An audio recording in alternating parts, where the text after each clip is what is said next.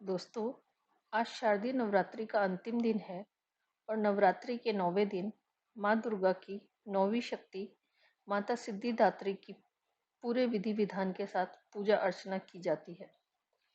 माता दुर्गा का यह स्वरूप सिद्ध और मोक्ष देने वाला है, इसीलिए माता को माँ सिद्धिदात्री कहा जाता है। नवरात्र के 9वें दिन इनकी पूजा के बाद ही नवरात्र का समापन माना जाता है। 9वां दिन होने के कारण इस दिन की पूजा का विशेष महत्व होता है और आज माँ सिद्धिदात्री की पूजा अर्चना के बाद कन्या पूजन करा जाता है। माँ सिद्धिदात्री की पूजा अर्चना देव, ऋषि मुनि, असुर, किन्नर और गृहस्थ आश्रम वाले अपनी लौकिक, पारलौकिक सभी तरह की मनोकामनाओं की पूर्ति के लिए करते हैं। माता की पूजा करते समय बैंगनी या जामुनी रंग पहनना शुभ रहता है, क्योंकि यह रंग अध्यात्म का प्रतीक होता है। हिमाचल का नंदा पर्वत माता सिद्धिदात्री का प्रसिद्ध तीर्थ स्थल है। यहाँ पर माँ कमल पर विराजमान है। मान्यता है कि जिस प्रकार इस देवी की कृपा से भगवान शिव को 8 सिद्धियों की प्राप्ति हुई थी, ठीक उसी तरह इनकी उपासना करने से साधक को अष्ट सिद्धि, नवनिधि, बुद्धि और विवेक की प्राप्ति होती है। नमस्कार दोस्तों, आप सभी का स्वागत है मेरे YouTube चैनल हिंदी का ज्ञान सागर में। कैसे हैं आप सब? आशा करती हूँ आप सब स्वस्थ होंगे, व्यस्त होंगे और मस्त होंगे। दोस्तों, देखते ही देखते आज अंतिम नवरात्रा आ गया है और आज के बाद माँ हम सबके घर से विदा ले लेंगी। हमारा यह वीडियो माँ के इस अंतिम रूप पे ही आधारित है, जिन्हें हम माँ सिद्धिदात्री कहते हैं। आइए सबसे पहले माँ सिद्धिदात्री के स्वरूप की बात करते हैं।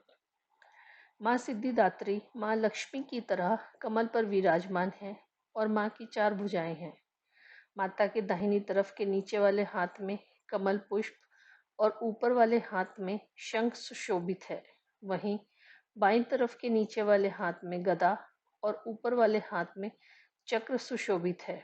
माँ दुर्गा इस रूप में लाल वस्त्र में सुशोभित हैं और इनका वाहन भी सिंह है।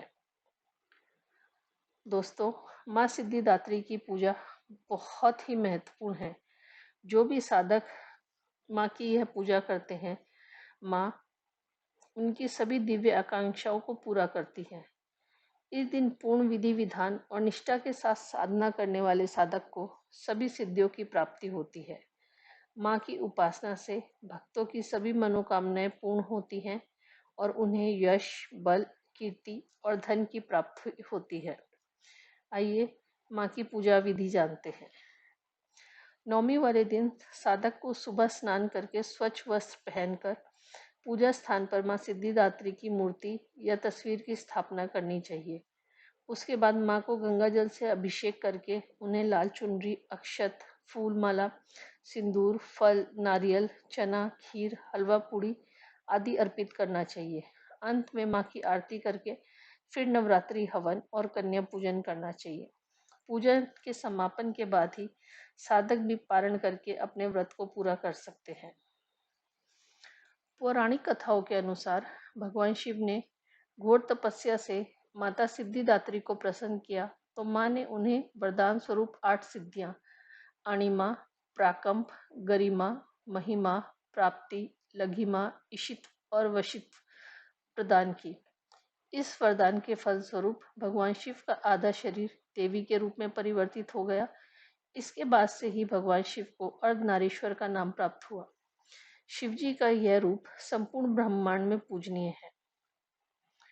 एक अन्य कथा के अनुसार जब पृथ्वी पर महिषासुर नामक दैत्य के अत्याचारों की अति हो गई, तब उस दानव के अंत करने हेतु सभी देवतागण भगवान शिव तथा विष्णु जी से सहायता लेने पहुंचे।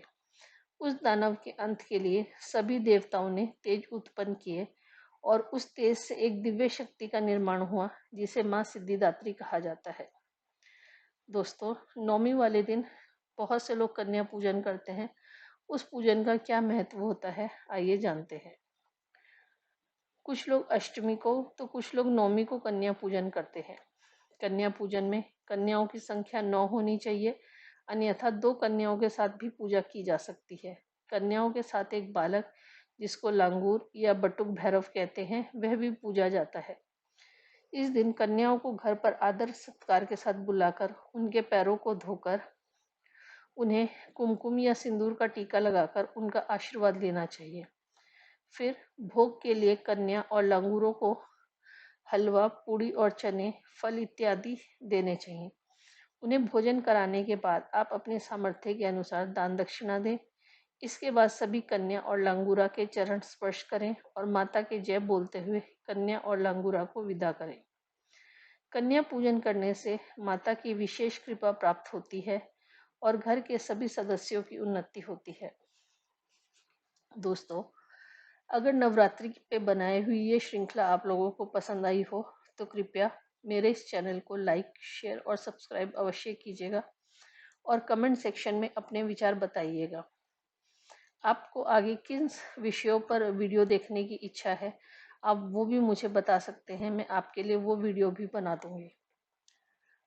आप सभी का इतना समय देने के लिए और इतने धैर्यपूर्वक मेरे वीडियो को देखने और सुनने के लिए दिल से आप सबका धन्यवाद अदा करती हूँ। माता रानी की कृपा आप पर और आपके परिवार पर हमेशा बनी रहे। नमस्कार।